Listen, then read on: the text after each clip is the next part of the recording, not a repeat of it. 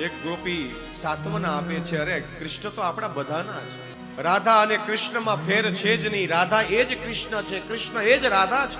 એમાં એક ગોપી સામે આવીને કહે છે કે જો કૃષ્ણએ અહીંથી ફૂલ ચૂંટેલા છે, એ ચમેલીના પુષ્પ નીચે પડ્યા હતા, અહીંથી પુષ્પ ચૂંટેલા છે.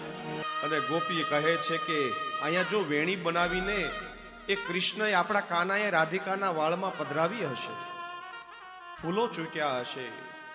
અને એક જગ્યાએ છાપ એવી જોઈએ છે કે ભૂમિની અંદર આગળના જે પગનો જે આપણા એ ભાગનો ભાગ નીચે દબાયેલો હતો. તો વિચાર કર્યો કે અહીંયા કૃષ્ણએ પગ ઉપર કરી અને પુષ્પો ચૂંટેલા છે. અને આગળ જોતા જોવે છે તો હવે બે પગ, જે ચાર જે છાપ હતી પગોની બંધ થઈ, હવે બે પગ. ત્યારે એમ કીધું હશે ગોપીએ કે રાધિકા થાકી હશે તો એને ઉપાડી હશે એને હાથની અંદર. કેટલી ભાગ્યશાળી છે રાધિકા. ન પારયેહમ ચલિતમ તુ ન યમામ યત્ર તે મનઃ. કૃષ્ણ હવે રાધિકા એમ કહે છે કાના હવે ચલાતું નથી, હવે મને ઉપાડી લે. કૃષ્ણ ઉપાડે છે. મનમાં રાધિકાને પણ વિચાર આવ્યો કે કૃષ્ણ મારું બધું કરે છે, જો તમે ગોપીઓથી દૂર થઈ મારી પાસે આવ્યો. હું કહું મારે વેણી જોતી છે તો મારા કાનમાં મારા માથામાં વેણી નાખી, મારા પગ દબાવે છે, હવે મને ઉપાડે છે પોતાના હાથથી. માતા રાધાજીને પણ સૌભાગ્ય મદ આવ્યું છે. અને આજે ગોપીઓને તો આવ્યું હતું અને રાધાજીને આવ્યું, એટલે રાધાજીને સામે પણ એ અંતર ધ્યાન થાય છે. રાધાજી વ્યાકુળ થયા કે આ શું થયું. કૃષ્ણ અનાથ રમણ પ્રેષ્ઠ કાશી કાશી મહાભુજ, બે હાથ ઊંચા કરીને પુકારે છે કે હે કાના તું ક્યાં ગયો. પણ સૌભાગ્ય મદ આવે રાજાધીથી પણ દૂર થયા કૃષ્ણ. રાધાજીનો અવાજ સાંભળી બધી ગોપીઓ આવે છે, એકબીજાને મળે છે કે કાનો મારી સાથે જ હતો, અચાનક દૂર થયો. ગોપીઓની સાથે પણ કાનો હતો ત્યારે પણ દૂર થયો. તનુ ઘનશ્યામ મહુ ઝટપટ ધાવતી સુન કર દીન પુકાર કિશોરી મોરી કરુણા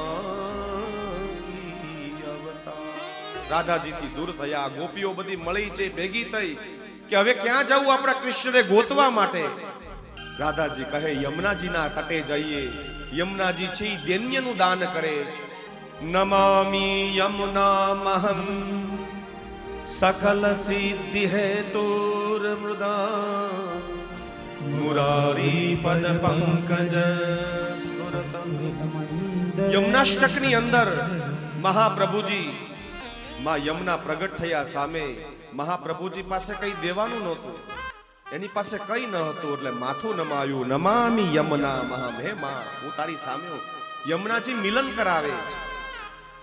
એટલે આજ ગોપીઓ સાથે ઠાકોરજીનું મિલન યમુનાજી કરાવે, જેને સુખદેવજી મહારાજ વર્ણિત કરે છે. ગોપીઓ બધી બેબાકળી થાય છે અને યમુના તટે ગોપી ગીત ગાય છે. અને સુખદેવજી મહારાજ વર્ણન કરે ગોપ્યો ચોહો હે પ્યારા, હે કાના, જન્મ થતા જ વ્રજનો મહિમા વધ્યો. જન્મ થતા જ કૃષ્ણ તારે ત્યાં લક્ષ્મી સાક્ષાત ગોકુળમાં આવ્યા. એ લક્ષ્મી વૈકુંઠ છોડીને તારી પાસે આવ્યા. હે નાથ, એ ચંચલા છે, લક્ષ્મી સ્થિર નથી, પણ અમે તો સ્થિર થઈએ, તારા શરણમાં બેઠા છીએ. કાના તું ક્યાં છો? હવે ગોપીઓ ભૂલ સુધારે છે. પેલા મારા મારા કરતી, હવે તું કૃષ્ણ અમારા છો.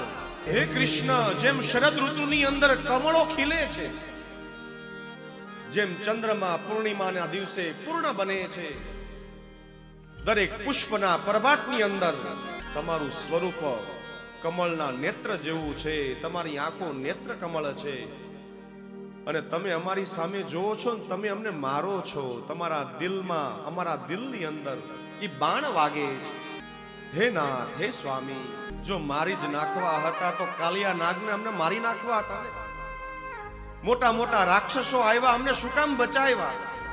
વૃતાસુર આવ્યા, મોટા મોટા રાક્ષસો આવ્યા, અમને મરી જવા દેવા. ઇન્દ્રનો કોપ થયો ત્યારે પણ અમને જળમાં ડૂબી જવા દેવા. ત્યારે શું કામ તમે અમારી રક્ષા કરી? શું કામ? કારણ કે તમે અમને પ્રેમ કરો છો. તમારી જે કથા છે, તમારું જે મંગલ, જે અમૃતાચન છે, એ અમૃતથી પણ પ્યારું છે. જેના જીવનની અંદર આ કથા આવે છે, એ કથાથી દરેક પ્રકારના તાપ તમે પૂર્ણ કરો છો. કાના, અમે પતિ, સંતાન, પરિવાર બધું મૂકીને આવ્યા છીએ. તારી બધી આ રમત જાણીએ છીએ. તમારા મધુર ગીતથી અમે મોહિત થઈએ છીએ. યુવતીઓ પણ જે મોહનની અંદર તરબોળ થઈ જાય, અને તારો અમે ત્યાગ કઈ રીતે કરીશું?